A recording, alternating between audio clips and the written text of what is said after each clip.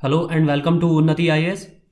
आज से हम अपने चैनल पर एक नया इनिशिएटिव शुरू करने जा रहे हैं, द हिंदू एडिटोरियल का एनालिसिस। तो हमारे चैनल पर डेली ही आज तो ये लेट आ रहा है, वरना डेली ये 4 से 5 बजे तक अपलोड कर दिया जाया करेगा, या हो सकता है इसी 6 बजे तक अपलोड कर दिया जाया करे मैक्सिमम शाम को, क्योंकि ट्रांसलेशन करने में टाइम लगता है। तो 6 बजे तक हम डेली अब इसको अपलोड कर दिया करेंगे शाम। तो उससे पहले मैं ये भी आपको बताना है कि कल से हमारे चैनल पर ईपीएफओ के लेकर लेक्चर्स स्टार्ट किए जाएंगे। तो आप में से जो लोग ये चाहते हैं कि पहले हम ईपीएफओ को कंप्लीट कर लें, उसके बाद ही एडिटोरियल डिस्कशन स्टार्ट करें, तो आप अपनी राय कमेंट बॉक्स में बता सकते हैं। तो उसी तरह हम इसको मैनेज कर लेंगे। हम पहले ईपीएफओ का सिलेबस कंप्लीट कर दिया हमारे चैनल पर कंप्लीट कराया जाएगा, उसके बाद ही डिस्कशन करा दिया जाएगा। वरना अगर आप चाहते हैं कि डेली एक एडिटोरियल का भी डिस्कशन आए और साथ ही एक ईपीएफओ का लेक्चर, तो हम उसको इन दोनों को भी मैनेज कर सकते हैं कि एक ईपीएफओ का लेक्चर रात में आ जाया करेगा और फिर एडिटोरियल का उससे पहले दिन में शाम में 6 बजे एडिटोरियल डिस्कशन आ जाया करेगा, द हिंदू का एनालिसिस विद हिंदी नोट्स। तो शुरू करते हैं आज का डिस्कशन। आज के लेक्चर में आज के एडिटोरियल में हमें ये 4 एडिटोरियल कवर करने हैं। 4 एडिटोरियल दिए गए हैं। इसमें पहला है हमारा श्रीलंकाई नेवी ने कुछ तमिल नागरिकों को पकड़ा है, तमिल रेजिडेंशियल्स को, मछुआरों को पकड़ा है। पहला उससे रिलेटेड है। दूसरा आर्टिकल हमारा एनबीएफसी की कार्य प्रणाली से रिलेटेड है, जिसको हाल ही में आरबीआई ने कुछ रेगुलेशंस जारी किए हैं। तीसरा अमेरिका ईरान संबंधों पर आधारित है। जैसा कि आपको पता होगा, अमेरिका में सत्ता के परिवर्तन के बाद अब राष्ट्रपति जो बाइडन को नियुक्त किया, राष्ट्रपति जो बाइडन निर्वाचित हुए हैं, तो उनकी क्या फॉरेन पॉलिसी रहेगी ईरान के पर्सपेक्टिव में और उसका भारत पर क्या असर पड़ेगा, ये सारा हमारा थर्ड एडिटोरियल इससे रिलेटेड है। और तीसरा एग्रीकल्चर में दी जाने वाली सब्सिडीज से चौथा एडिटोरियल एग्रीकल्चर में प्रोवाइड की जाने वाली सब्सिडीज से रिलेटेड है। तो पहला है हमारा पाक की खाड़ी में संघर्ष। तो जैसा कि मैंने आपको बताया पहले एडिटोरियल में, पाक बे में, जैसे कि आपको पता होगा कि तमिलनाडु के या जो यहाँ पर लोकेशंस एडिटोरियल में बताई जाती हैं, जिनका वर्णन किया जाता है, जिनका जिक्र होता है, तो आपको वो मैप में ज़रूर ही एक बार उसका ओवरव्यू कर लेना चाहिए, ताकि क्योंकि वो आपको पता होगा कि जैसे कि यूपीएससी के पर्सपेक्टिव होता है क्वेश्चन पूछने का, जैसे जिस तरह क्वेश्चन फ्रेम करती है, वो इसी तरह डेली की न्यूज़ से रिलेटेड ही ज्योग्राफी के पर्सपेक्टिव से उसको जोड़कर क्वेश्चन बनाया जाता है, या पॉलिटी के पर्सपेक्टिव से, या और भी अलग अलग पर्सपेक्टिव से, दृष्टिकोण से जोड़कर क्वेश्चन फ्रेम किया जाता है यूपीएससी द्वारा। तो अभी हाल ही में तमिलनाडु में 4 मछुआरों की मौत हुई है, जिसमें एक श्रीलंकाई तमिल शरणार्थी भी जो भारत में रह रहे थे, उनकी भी मौत हुई है। इसमें इन मछुआरों को नौसेना श्रीलंका की नौसेना ने पिछले सप्ताह गिरफ्तार किया था, जो पाक की खाड़ी में आज दिन होते रहे, जो जिस तरह के घटनाएं होती रहती हैं, उन्हीं में से एक का उदाहरण है। यहाँ पर श्रीलंकाई नेवी और तमिलनाडु के मछुआरे दोनों एक दूसरे पर एलिगेशन लगा रहे हैं कि मछुआरों का कहना है कि श्रीलंकाई नौसेना द्वारा हमला किया गया है, जिसकी वजह कारण 4 मछुआरों की मौत हुई है। और वहीं दूसरी ओर श्रीलंकाई अथॉरिटीज़ का ये कहना है कि मछुआरे की ट्रॉलर जो है वो नौसैनिक पोत से टकरा गए, इनके शिप से टकराए हैं, उसके बचने की कोशिश से मछुआरों की मौत हुई है। ट्रॉलर वो ऐसे बोट्स होते हैं जिनकी मदद से मछुआरे ज़्यादा से ज़्यादा मछलियों का दोहन करते हैं, ट्रेडिशनल मेथड्स के अलावा। जैसे ट्रेडिशनल मेथड होता है, पारंपरिक जो तरीका होता है मछलियां पकड़ने का, जाल डालकर, उस तरीके से मछलियां नहीं पकड़ी जाती हैं, बल्कि ट्रॉलर के द्वारा मछलियां पकड़ने की जो स्पेशल बोट होती है, ये ज़्यादा से ज़्यादा मछलियों को एक बार में पकड़ लेती है।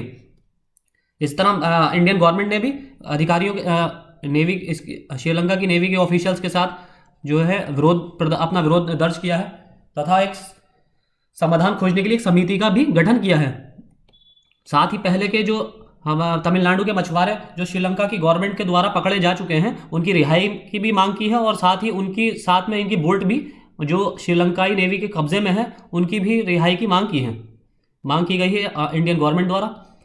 अब यहाँ पर जब दोनों पक्ष, कुछ साल पहले तक एक संयुक्त कार्यदल बनाने का फैसला किया गया था, दोनों पक्षों के द्वारा, इंडिया और श्रीलंका दोनों के द्वारा एक संयुक्त कार्यदल बनाने का फैसला किया गया था, और इस बात पर सहमत हुए थे कि मछुआरों को रोकने में किसी प्रकार की हिंसा या नुकसान नहीं किया जाएगा, और संबंधित तट रक्षकों के बीच, यानी कि कोस्ट गार्ड जो होते हैं, उनके बीच एक हॉटलाइन सर्विस स्टार्ट की जाएगी। हॉटलाइन फोन सर्विस होती है, हॉटलाइन फोन सर्विस स्टार्ट की जाएगी, लेकिन दुर्भाग्यवश अब तक इसका इस हॉटलाइन सर्विस को स्टार्ट नहीं किया गया है और मछुआरे आए दिन मरते रहते हैं।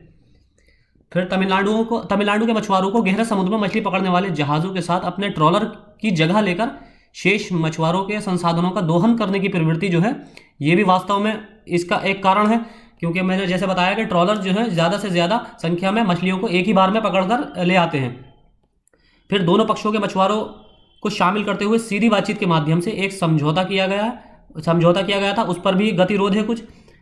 श्रीलंका दोनों देशों द्वारा संयुक्त गश्त का पक्षधर है, यानी कि श्रीलंकाई गवर्नमेंट का कहना है कि दोनों देशों की मिलिट्री नेवी द्वारा इसका दोनों देशों के कोस्ट गार्ड द्वारा इसका विनियमन किया जाना चाहिए, पेट्रोलिंग की जानी चाहिए। जबकि तमिलनाडु के मछुआरों द्वारा निरंतर मछली पकड़ने की प्रथाओं पर जो प्रतिबंध लगाने की उनकी कोशिश है, जैसे कि श्रीलंकाई गवर्नमेंट का कहना है कि जो तमिलनाडु के मछुआरे ट्रॉलर का इस्तेमाल करते हैं वो इसका इस्तेमाल ना करें, क्योंकि ज़्यादा से ज़्यादा दोहन होता है इससे, और उनके श्रीलंका के मछुआरे इस मछलियों से वंचित हो जाते हैं। और सबसे बड़ी चीज़ ये है कि श्रीलंका पाक की खाड़ी में और जो अरेबियन सी हमारा इंडियन ओशियन है, उसमें जो मछुआरों को ये नहीं पता नहीं चल पाता है कि वो कब श्रीलंका की टेरिटरी में एंटर कर गए। इसी तरह श्रीलंका के जो मछुआरे हैं उनको भी टेरिटरी का अंदाज़ा नहीं हो पाता है, तो जिससे वो इंडियन टेरिटरी में एंटर कर जाते हैं और कोस्ट गार्ड को पता चल जाता है और ये मारे जाते हैं, कभी कभी किसी केसेस में मारे भी जाते हैं। श्रीलंकाई जल में घुसपैठ को ट्रॉलर मालिकों द्वारा संचालित किया जाता है, जो अपने गरीब कर्मचारियों को ऐसा करने के लिए मजबूर करते हैं, जो बाद में मारे जाते हैं या गिरफ्तार हो जाते हैं। अतः यहाँ बताया गया है कि एक समाधान की जरूरत है जो अनाधिकृत रूप से मछली पकड़ने पर अंकुश लगाए और मछुआरों द्वारा दोनों ओर से संसाधनों के एक समान रूप से साझा करने और स्थायी उपयोग में मदद करने के लिए लंबे समय से आवश्यक है। तो इस तरह का एक व्यापक समाधान की दोनों देशों को जरूरत है। अगला हमारा एडिटोरियल है एनबीएफसी की वित्तीय स्थिरता के लिए जो आरबीआई ने महत्वपूर्ण योजना बनाई है एनबीएफसी की कार्यप्रणाली को लेकर। उस पर आरबीआई ने गैर बैंकिंग वित्तीय कंपनियों के प्रति अपने नियामक दृष्टिकोण में, अपने रेगुलेशन के अप्रोच में एक महत्वपूर्ण बदलाव करने का प्रस्ताव दिया है, जिसमें जो उनका सामान्य जो रेगुलेशन सिस्टम था उसमें से बड़े शेयरधारक जो हैं, बड़े स्टेक होल्डर जो हैं एनबीएफसी के, इन पर करीब से नज़र रखने के लिए एक नियम बनाने की कोशिश की गई है इसमें। अगर इसे लागू किया जाता है तो अब तक का ये पिछले 2 दशकों में सबसे बड़ा परिवर्तन होगा एनबीएफसी, यानी कि फाइनेंशियल सेक्टर के क्षेत्र में सबसे बड़ा परिवर्तन होगा। क्योंकि 1997 में जब सीआरबी समूह की कंपनियों ने उच्च ब्याज फिक्स डिपॉजिट पर पाबंदी लगाती थी, तब अधिकांश निवेशकों को ऐसे ही अलग थलग छोड़ दिया गया था। संसद ने इसे ठीक करने के लिए केंद्रीय बैंक को ऐसी फर्मों पर अधिकार दिए थे। अब कारण तो समान है, लेकिन हालांकि समस्या का पैमाना बदल गया है। एनबीएफसी बैलेंस शीट का आकार अब 2010 में लगभग 12% से बैंकों की बैलेंस शीट से 1/4 से अधिक है। निरपेक्ष रूप से उनकी बैलेंस शीट 2015 में 20.7 लाख करोड़ रुपए से बढ़कर 2020 में 49.2 लाख करोड़ हो गई है। ये वृद्धि इस बात का संकेत है कि किस तरह से हल्के नियमों ने उन्हें वित्त पोषण की जरूरतों को पूरा करने के लिए लचीलापन दिया है। होम लोन से लेकर माइक्रो फाइनेंस और बड़े इंफ्रास्ट्रक्चर प्रोजेक्ट तक ये प्रणालीगत जोखिम में भी प्रकट हुआ है। और यह जोखिम तब स्पष्ट था जब 2018 में सबसे बड़े बुनियादी ढांचे के निवेश में से एक पर एनबीएफसी के जो प्लेयर्स हैं, एनबीएफसी जो बिजनेसमैन हैं, स्पेशली आपने नाम सुना होगा आईएलएफ एंड एसएस, जिसमें सबसे बड़ा घोटाला सामने आया था कि जो एकदम कोलैप्स कर गई थी, जिसको सरकार ने इसमें फंडिंग करके इसको संभाला है। इसके भुगतान में चूक से पूरे क्षेत्र के लिए संकट पैदा हो गया था। इस तरह के एक और घटना दीवान हाउसिंग फाइनेंस के भी कॉर्पोरेशन लिमिटेड के साथ भी हुई थी। इसी तरह यहाँ इसका जिक्र किया गया है। ऐसी बड़ी एनबीएफसी विफलताओं के लिए आरबीआई को प्रस्तावित विनियामक प्रतिक्रिया जो इस क्षेत्र पर प्रणालीगत प्रभाव डालती है, ऐसी जल्द नहीं। इसमें 4 स्तरीय नियामक संरचना के साथ प्रणालीगत जोखिमों को कम करने की आवश्यकता के बीच संतुलन बनाने की कोशिश की गई है।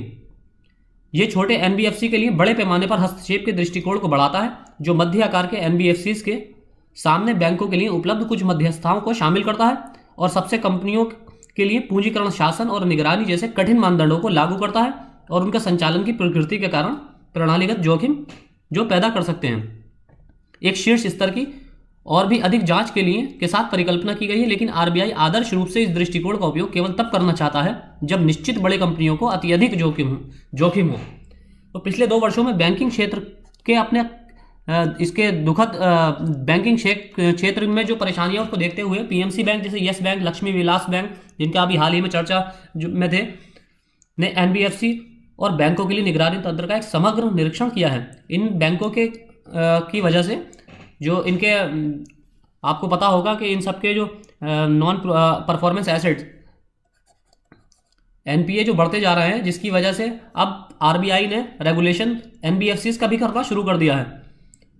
तो इस तरह के इस कदम को लेकर आरबीआई के इस तरह के कदम को देखते हुए जो शक्तिकांत दास के रिजर्व बैंक के गवर्नर हैं, उन्हें इसे जनहित वर्ड्स के रूप में परिभाषित किया है, पब्लिक गुड के रूप में परिभाषित किया है।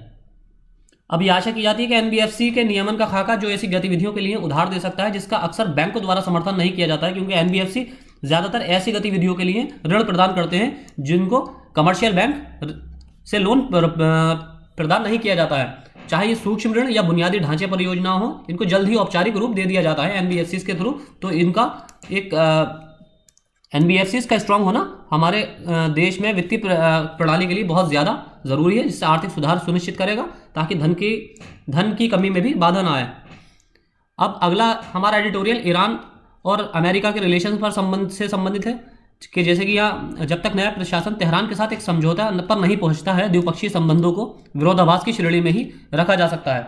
यहाँ राइटर ये कहना चाहते हैं, ऑथर का कहना ये है कि अमेरिकी राष्ट्रपति जो बाइडन को देश और विदेश में कई चुनौतियों का सामना करना पड़ रहा है। जैसे कि आपको पता होगा डोनाल्ड ट्रंप के कार्यकाल में जिस तरह के उन्होंने सेपरेटिज्म के बयानबाजी वो आज दिन देते रहते थे और न्यूज़ में उसी तरह बने रहते थे, और साथ ही साथ कि अपने उनकी विरोधाभास था उनकी कथनी और करनी में, उसी चीज़ को लेकर अब इसका सामना जो बाइडन को भी करना पड़ रहा है, उनकी दी गई इस परेशानी का सामना।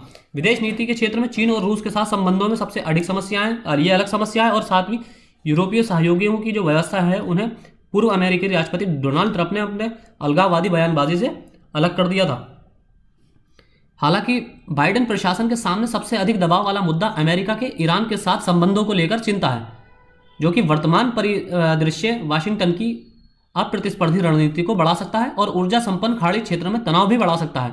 अब विदेश नीति और सुरक्षा के क्षेत्र में भी बाइडेन की कई शीर्ष नियुक्तियां ईरान के साथ हुई वार्ता में शामिल थी, जिसके कारण 2015 का परमाणु समझौता हुआ था, जो उसमें वेंडी शर्मन शामिल थे, जो सबसे पहले हमारे इस जेसीपीओ के joint comprehension plan of action के जेसीपीओ जो ईरान समझौता है, ईरान न्यूक्लियर डील जिसे आमतौर पर कहा जाता है, ये मूल सौदे के प्राथमिक वार्ता सबसे पहले इंटरलोकेटर हैं वेंडी शर्मन, जिन्हें राज्य का उप सचिव, जिन्हें अब डिप्टी सेक्रेटरी भी नॉमिनेट किया गया है जो बाइडेन के शासन में, और विलियम बर्न जो कि ईरान परमाणु समझौतों को स्थापित करने के शुरुआती चरणों में शामिल थे, इन्हें सीआईए का प्रमुख के रूप में, सीआईए के चीफ के रूप में नियुक्त किया गया है, सेंट्रल इंटेलिजेंस एजेंसी के रूप में नियुक्त किया गया है।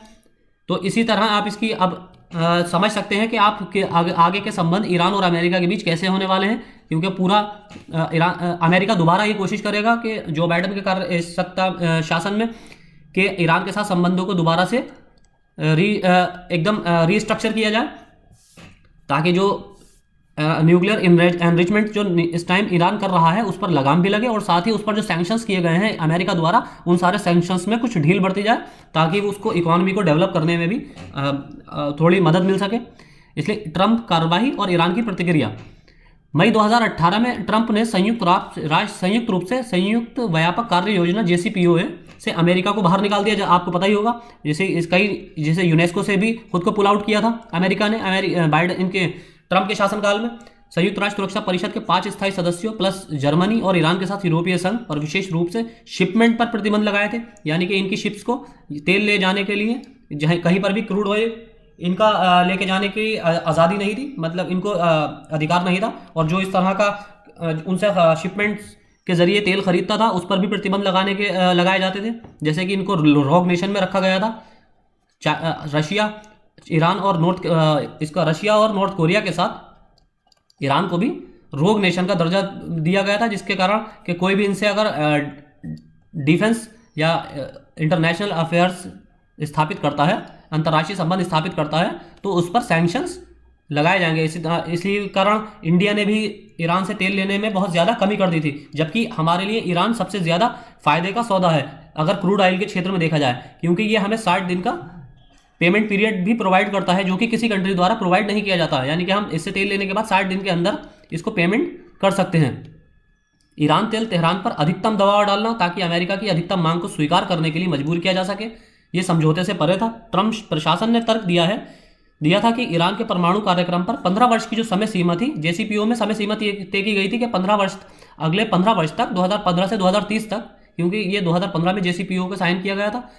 तो इसमें ये क्लॉज ये था कि 2015 से 2030 तक, यानी कि 15 वर्षों के लिए ईरान अपने न्यूक्लियर एनरिचमेंट प्रोग्राम को एकदम स्थगित कर देगा और तेहरान को यूरेनियम को समृद्ध बनाने के अपने अधिकार में, इनका ये कहना था ट्रंप प्रशासन का कि ये 15 वर्ष की जो टाइम लिमिट है ये इसको देना उचित नहीं है, जबकि तेहरान को यूरेनियम समृद्ध बनाने के अपने अधिकार में ही त्याग करना चाहिए, यानी कि इसको इस सोच को ही छोड़ देना चाहिए, अबैंडन कर देना चाहिए कि इसे एनरिच करना ही, न्यूक्लियर एनरिच करना ही नहीं है कभी भविष्य में ईरान को।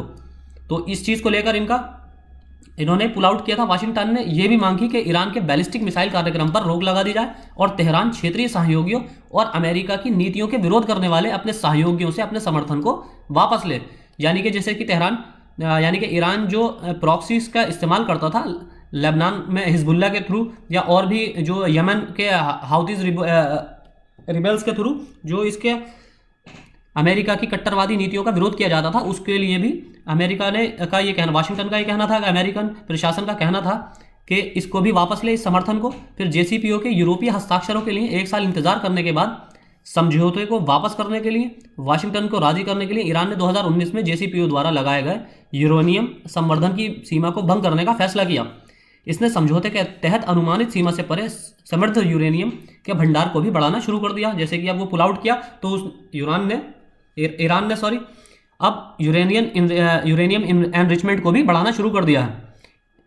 इसी तरह अंतर्राष्ट्रीय परमाणु ऊर्जा एजेंसी की एक गोपनीय कॉन्फिडेंशियल जो डॉक्यूमेंट है उसके में बताया गया है कि 2 नवंबर 2020 तक ईरान अपने अनुमानित सीमा से 8 गुना अधिक, यानी कि 2442 किलोग्राम एनरिचमेंट कर चुका है। इन घटनाओं से संकेत मिलता है कि ट्रंप की अधिकतम दबाव को खत्म करने की नीति ने सटीक विपरीत परिणाम उत्पन्न किया था। यानी कि ट्रंप ने जिस सोच के तहत सारे अपने डिसीजन लिए थे, जो स्टेप लिए थे इंटरनेशनल रिलेशंस में, वो उसका परिणाम ठीक उल्टा हुआ है। जैसा कि उन्होंने सोचा था ठीक उससे उल्टा ही हुआ है, जिससे ईरान हथियार बनाने के और अधिक करीब आया है। यानी कि यहाँ पर उन्होंने इसलिए ये लिया था डिसीजन कि उस पर जब सैंक्शन लगाए जाएंगे तो वो ईरान मजबूर होगा इनकी ट्रंप के बात को मानने के लिए, जबकि इसका उल्टा हुआ और ईरान ने एनरिचमेंट और ज़्यादा करना शुरू कर दिया और ज़्यादा हथियार बनाना शुरू कर दिए, क्योंकि उसकी डोमेस्टिक पॉलिटिक्स में भी बहुत ज़्यादा निंदा की गई थी। हसन रूहानी जी साहब की, जो हसन रूहानी वहाँ के राष्ट्रपति हैं, उनकी बहुत ज़्यादा निंदा की गई थी जेसीपीओ को लेकर। तो जब ट्रंप प्रशासन ने इससे पुल आउट किया है तो और ज़्यादा निंदा की जाने लगी हसन रूहानी की। इस नतीजे ने बाइडन प्रशासन पर अतिरिक्त दबाव उत्पन्न किया। वो समझौते के प्रति अमेरिका की प्रतिबद्धता को नवीनीकृत करके और प्रतिबंधों को हटाकर जेसीपीओ के अनुपालन में तेहरान को लाएं। फिर अब बाइडन की रणनीति और जटिलताएं। बाइडन के प्रेस सचिव जैन साइकी ने अपनी पहली प्रेस कॉन्फ्रेंस में स्पष्ट रूप से कहा कि नया प्रशासन ईरान को कूटनीति प्रतिबंधों के माध्यम से बाध्य करने का इरादा रखता है और श्री बाइडन की स्थिति की फिर से पुष्टि करता है। वो जेसीपीओ वापस करने को तैयार होगा यदि तेहरान भी करता है। यानी कि अगर ईरान अपनी इनकी कंडीशंस को मानता है तो ये भी जेसीपीओ में दोबारा इसको लागू करने के लिए अमेरिका तैयार है। अपनी ओर से ईरानी शासन ने संकेत दिया है कि यह समझौते का सम्मान करने और हाल ही में किए गए कदमों को वापस लेने के लिए तैयार है। यानी कि डोनाल्ड ट्रंप के प्रशासन द्वारा जो डिसीजन हाल ही में लिए गए हैं उसको वापस लेने के उसके अगेंस्ट में, उसके रिएक्शन में जो ईरान ने डिसीजन लिए हैं वो उन डिसीजंस को ईरान वापस लेने को तैयार है यदि अमेरिकी ट्रंप प्रशासन द्वारा तेहरान पर लगाए गए सभी प्रतिबंधों को अमेरिका वापस लेता है। यदि ईरान का कहना है कि हम भी कि वो भी अपने सारे डिसीजन को वापस ले लेगा अगर ईरान पर लगाए गए प्रतिबंधों को अमेरिका हटा देता है।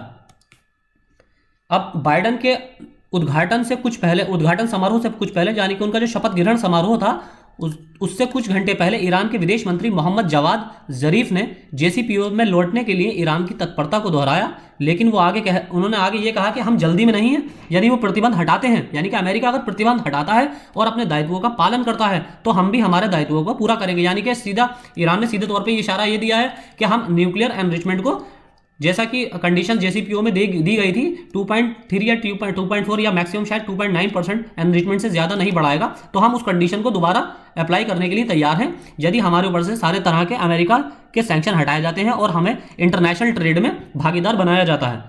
हालांकि जेसीपीओ में वापसी उतनी सरल नहीं है जितना लगता है, क्योंकि यहाँ राइटर का ये कहना है कि ये वापसी उतनी सरल नहीं होगी क्योंकि वाशिंगटन की उम्मीद और तेहरान के विचारों के बीच व्यापक विचलन है। अब उसका आगे कारण भी बताया गया है कि अमेरिका जेसीपीओ में ईरान के मिसाइल कार्यक्रम के साथ साथ उसकी क्षेत्रीय महत्वाकांक्षाओं को रोकने के लिए पहले कदम के रूप में देखता है। यानी कि अमेरिका का जो पहला विजन है इस जेसीपीओ को लेकर वो ये है कि ये अमेरिकी जो अमेरिका के एलाई कंट्रीज़ हैं सेंट्रल एशिया और वेस्ट एशिया में, जैसे कि सऊदी अरब और स्पेशली इजराइल, इन एलाइज कंट्रीज़ को किसी तरह का नुकसान नहीं होना चाहिए, स्पेशली इजराइल को, जो कि अमेरिका और उसके सहयोगी विशेष रूप से इजराइल और सऊदी अरब के लोगों के साथ टकराव रखते हैं इस तरह।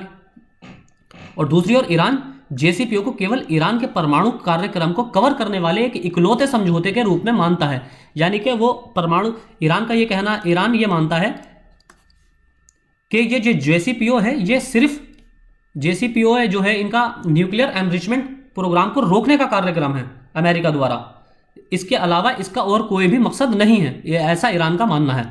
श्री ज़रीफ ने बाइडन के शपथ उद्घाटन के दिन पत्रकारों से कहा कि ईरान के मिसाइल कार्यक्रम और उसकी क्षेत्रीय नीति जैसे विषय विवादास्पद मुद्दे हैं और उन्हें परमाणु समझौते से नहीं जोड़ा जाना चाहिए।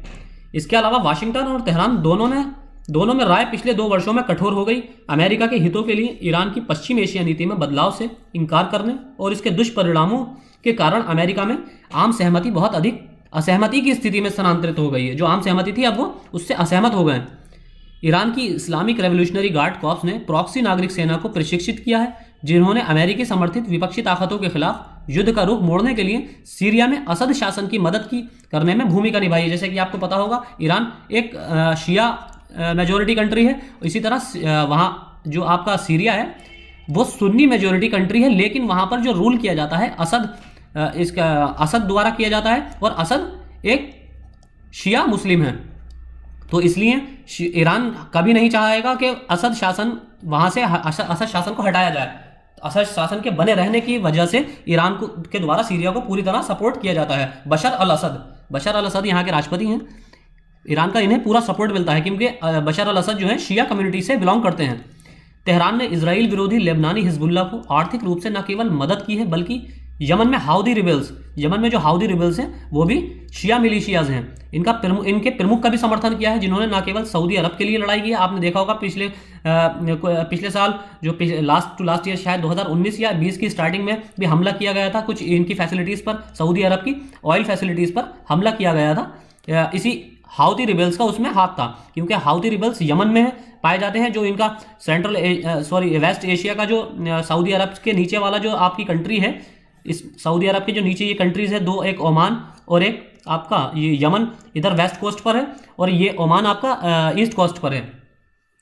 तो ये यमन से ही इसका बॉर्डर जो लगता है सदर्न बॉर्डर सऊदी अरब का, यहाँ से हाउदी रिबेल्स शिया के समर्थन द्वारा ईरान के समर्थन द्वारा इस पर अटैक आज दिन करते रहते हैं। इसने इराक में शिया मिलिशिया को प्रशिक्षित किया है और देश में अमेरिकी नीतियों की जांच करना भी जारी रखा है।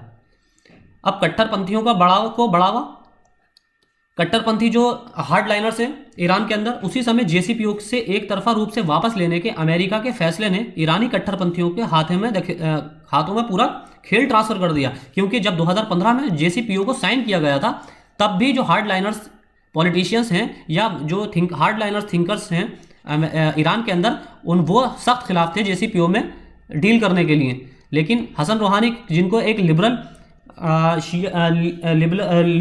नेता माना जाता है, उन्होंने इसका जेसीपीओ में शामिल होने के लिए इसमें एग्री हुए थे जेसीपीओ में शामिल होने के लिए। लेकिन हार्ड लाइनर्स को अब और ज़्यादा ट्रंप के पुल आउट करने से अब और ज़्यादा उन्होंने इस चीज़ में इनको बदनामी का सामना करना पड़ा है हसन रूहानी को, जिन्होंने जेसीपीओ के पक्ष में तर्क दिया था और जेसीपीओ निहितार्थ के साथ ईरान अमेरिकी संबंधों में सुधार की उम्मीद की थी। अब रूहानी सरकार 2015 में जेसीपीओ पर ईरान के सर्वोच्च नेता आयतुल्लाह अली खामनेई के अनिच्छुक समर्थन के साथ हस्ताक्षर किए, जो ट्रंप प्रशासन द्वारा एक तरफा कठोर प्रतिबंधों के बाद अब और अधिक संदेहपूर्ण हो गया है। इसने उनके इस विश्वास को मजबूत किया है कि अमेरिका का प्रमुख लक्ष्य तेहरान में शासन परिवर्तन है। अब उनको और ये विश्वास हो गया है कि अमेरिका का जो मेन टारगेट ये है कि ईरान के अंदर सत्ता परिवर्तन किया जाए, ईरान के अंदर कू किया जाए। तो इसके अलावा रूहानी एक अयोग्य राष्ट्रपति है, ऐसा उनका मानना है। ईरानी कानूनों के तहत वो फिर से नहीं जीत सकते, क्योंकि जब जून 2021 में राष्ट्रपति चुनाव होने, अब यहाँ ईरान के अंदर जून 2021 में राष्ट्रपति चुनाव होने हैं, और यहाँ JCPO को वापस री इन्फोर्स करने का जो बाइडन के सामने एक कड़ी चुनौती है कि अब उसको किस दिशा में इस JCPO को कैसे री इन्फोर्स किया जाए, क्योंकि यहाँ पर इनके जीतने के चांस बहुत ज़्यादा कम बताए जा रहे हैं इस आर्टिकल में, क्योंकि 2021 से पहले हाल के संसदीय चुनाव में विधायकों के वर्चस्व का परिणाम कट्टरपंथी रूढ़िवादी गुट के रूप में हुआ है, यानी कि जो हार्ड लाइनर्स हैं उनकी ज़्यादा जीत हुई है। तो इससे साफ जाहिर है कि उनका ज़्यादा जो चांस है उनके जीतने के नहीं हैं। हसन रूहानी साहब के 2021 का इलेक्शन जीतने के चांस बिल्कुल नहीं है। अब हार्ड लाइनर्स जिन्हें सिद्धांतवादी कहा जाता है, उन्हीं की सबसे ज़्यादा सीट्स वहाँ के संसदीय चुनाव में आई हैं अब तक। तो अब ये लगभग तय है कि अगले राष्ट्रपति उसी समूह के होंगे जब तक कि आर्थिक प्रतिबंधों को हटाने और JCPO में लौटने के बारे में अमेरिका के साथ कोई समझौता नहीं किया जाता है। इस प्रकार श्री रूहानी की उदारवादी स्थिति का भी संकेत मिलता है। अब एक नई कट्टरपंथी ईरानी व्यवस्था मूल JCPO में एकमात्र वापसी को स्वीकार करने की संभावना नहीं है, और ये एक आसान चरण पर जोर देगा जो अमेरिका की एक तरफा वापसी के दोहराव को रोकता है। भले ही बाइडन और रूहानी प्रशासन JCPO में लौटने के बारे में समझते हैं, पर ईरानी संसद में वर्चस्व रखने वाले कट्टरपंथी इस बात पर जोर देते हैं कि नए समझौते में एक ऐसा खंड शामिल होना चाहिए जिसमें एक तरफा तौर पर JCPO को छोड़ने वाले हस्ताक्षरकर्ता को शामिल करने का खंड हो। यानी कि आप वो इनका जो हार्ड लाइनर्स जो ईरान में है, उनका ये कहना है कि अब JCPO अगर री इन्फोर्स की जाती है तो उसमें पहले तो कुछ अमेंडमेंट ऐसे आप किए जाएं, और JCPO में एक अमेंडमेंट स्पेशली ये होना चाहिए कि अगर कोई इस ट्रीटी से, इस संधि से पुल आउट करना चाहता है तो उसको पुल आउट करने का भी पहले से ही इसमें खंड दिया गया हो। इसके अंदर एक क्लॉज दिया जाना चाहिए कि उसको किस तरह पुल आउट करना है और पुल आउट करने के क्या प्रोज और कॉन्स होंगे उस कंट्री के साथ जो इस JCPO से पुल आउट करना चाहती है। यह नवंबर में ईरानी संसद द्वारा पारित कानून और दिसंबर 2020 में ईरान की गार्जियन काउंसिल की निगरानी संस्था द्वारा अनुमोदित किया गया था, जिसके लिए सरकार को यूरेनियम संवर्धन को बढ़ावा देने और फरवरी 2021 तक मंजूरी नहीं मिलने पर संयुक्त राष्ट्र के निरीक्षणों को सीमित करने की आवश्यकता है।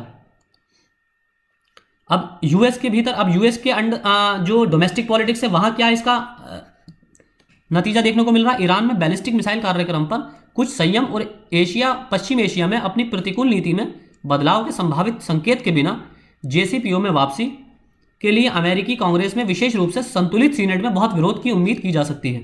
अमेरिका के प्रमुख क्षेत्रीय सहयोगियों इजराइल और सऊदी अरब का स्पष्ट रूप से विरोध व्यक्त किया गया, जो ईरान को अपना प्रमुख विरोधी मानते हैं। 2018 में ईरान के साथ परमाणु मुद्दे पर प्रतिबंध लगाने और प्रतिबंध को हटाने के बारे में बाइडन प्रशासन पर बाध्यताओं को इससे बढ़ावा भी मिला है।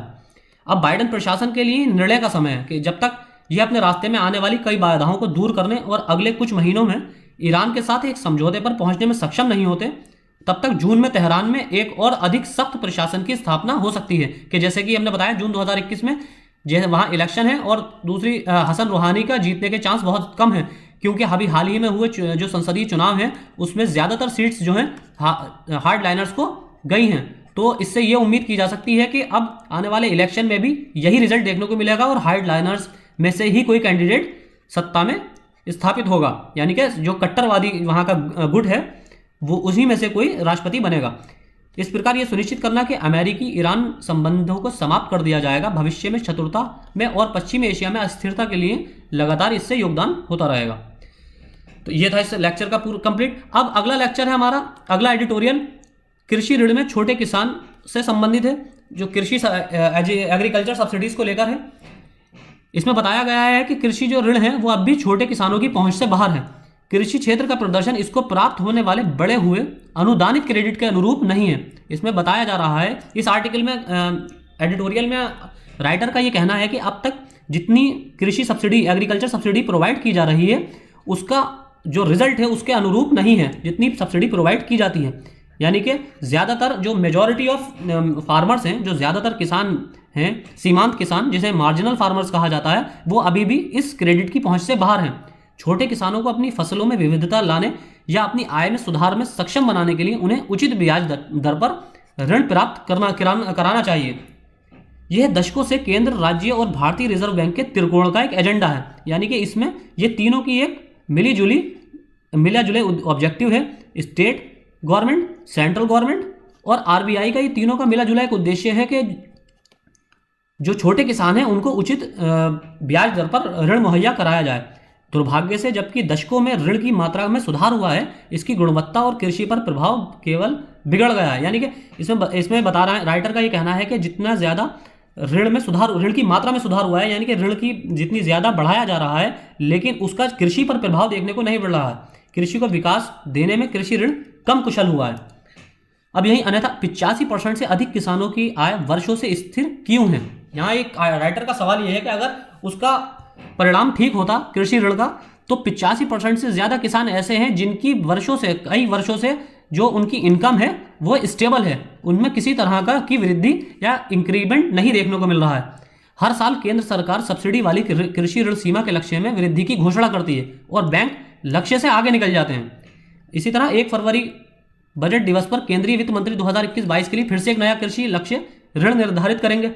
तो यहाँ डेटा दिया गया है कि 2011-12 में लक्ष्य 4.75 लाख करोड़ था कृषि ऋण को, और अब 2020-21 में कृषि ऋण का लक्ष्य 21,175 करोड़ की आवंटित सब्सिडी के साथ 15 लाख करोड़ तक पहुंच गया है। यह सारा डेटा दिया गया है राइटर के द्वारा, लेकिन कृषि में के आउटपुट में किसी तरह का कोई प्रोग्रेस नहीं हुई है, और स्पेशली जो मार्जिनल फार्मर्स हैं उनको इस कृषि ऋण का अभी तक लाभ नहीं पहुंच पा रहा है। तो अब वो राइटर का सवाल ये है कि ऋण और सब्सिडी कहाँ जा रही है और क्या ये वास्तव में किसानों को लाभ पहुंचा रहे हैं। तो अधिकांश छोटे किसानों को छोड़ दिया गया है, जैसे कि पिछले स्लाइड्स में बताया गया है कि जो मार्जिनल फार्मर्स हैं उनके पास इस कृषि ऋण का लाभ नहीं पहुंच पा रहा है। पिछले 10 वर्षों में कृषि ऋण में 500% की वृद्धि हुई है, लेकिन 12.56 करोड़ छोटे और सीमांत किसानों के 20% तक भी ये लाभ नहीं पहुंच पाया है।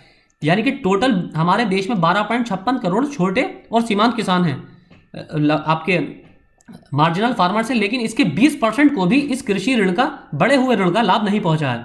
अब आगे उन्होंने डेटा भी दिया है कि ये लाभ किधर जा रहा है। कृषि ऋण में वृद्धि के बावजूद आज भी देश में बेचे जाने वाले 95% ट्रैक्टर और अन्य कृषि उपकरणों को गैर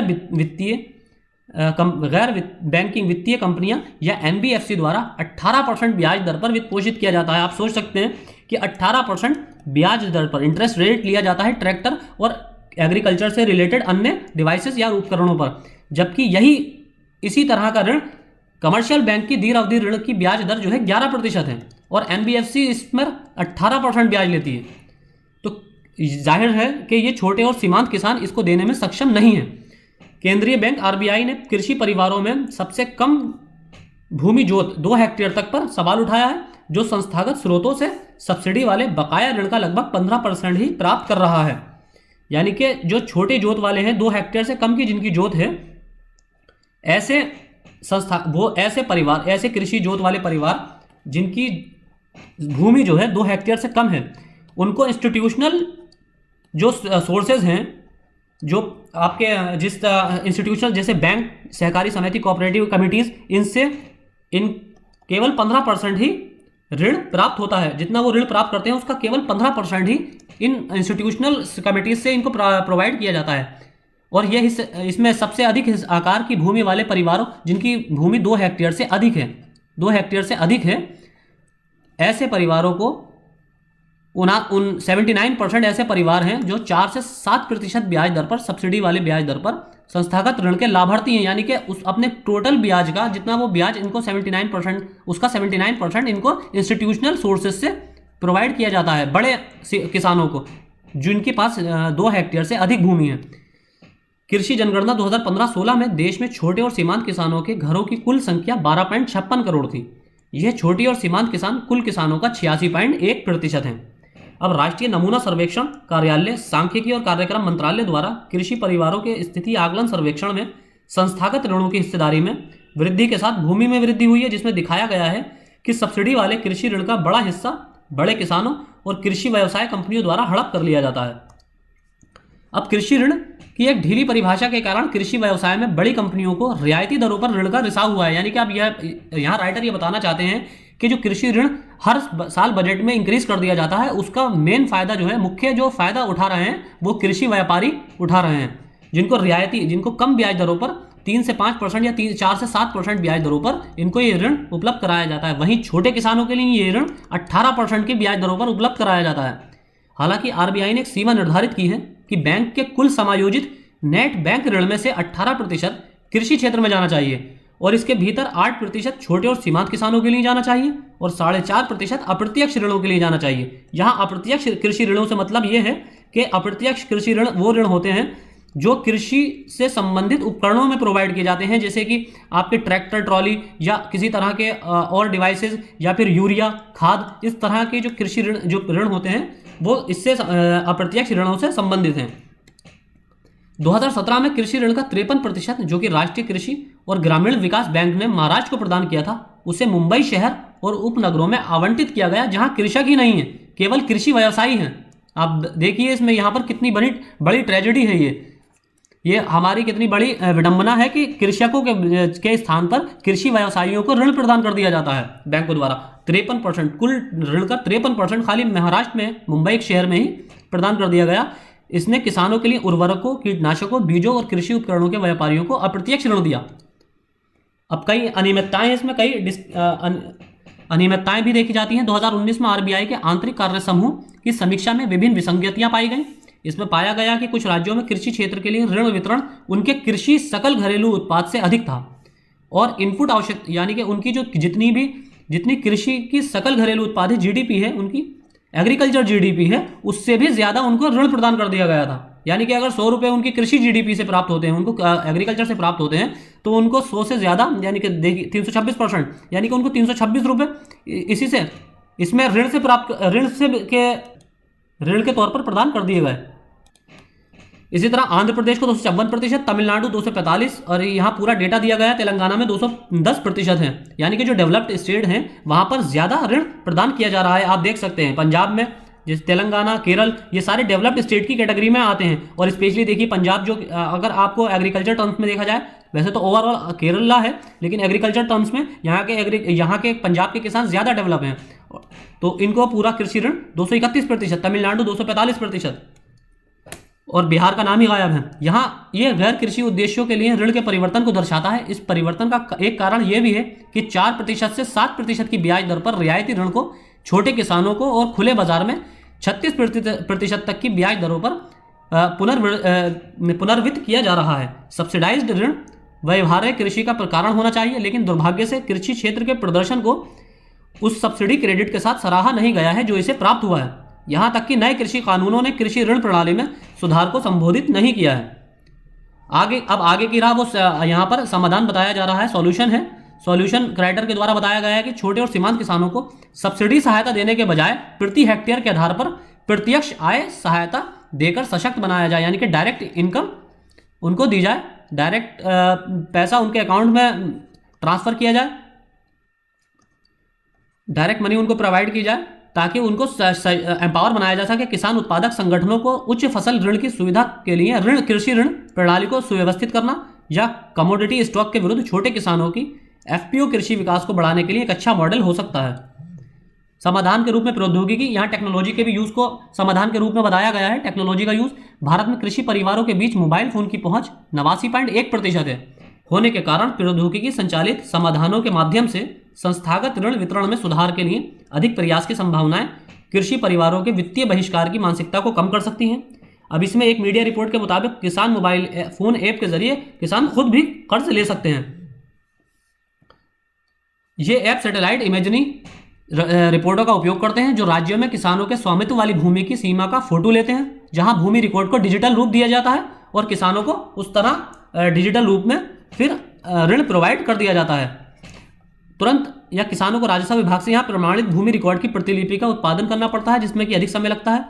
एक अन्य कदम भूमि के पट्टे के ढांचे में सुधार करना है और अंतर को भरने के लिए कृषि ऋण सुधार से संबंधित राज्यों और केंद्र के बीच आम सहमति बनाने के लिए राष्ट्रीय स्तर की एजेंसी बनाने का भी यहाँ सुझाव दिया जा रहा है, कि जिससे केंद्र और राज्यों के बीच आम सहमति बनाने के लिए समिति का गठन किया जाना चाहिए, कि जो दोनों के बीच कोऑर्डिनेशन करे और छोटे और सीमांत किसानों के सबसे अधिक संख्या तक पहुंच बना सके। तो और इस समिति का मेन टारगेट होना चाहिए कि वो छोटे और मार्जिनल फार्मर्स, सीमांत किसानों को उनकी ज़्यादा से ज़्यादा पहुंच सुनिश्चित की जानी चाहिए।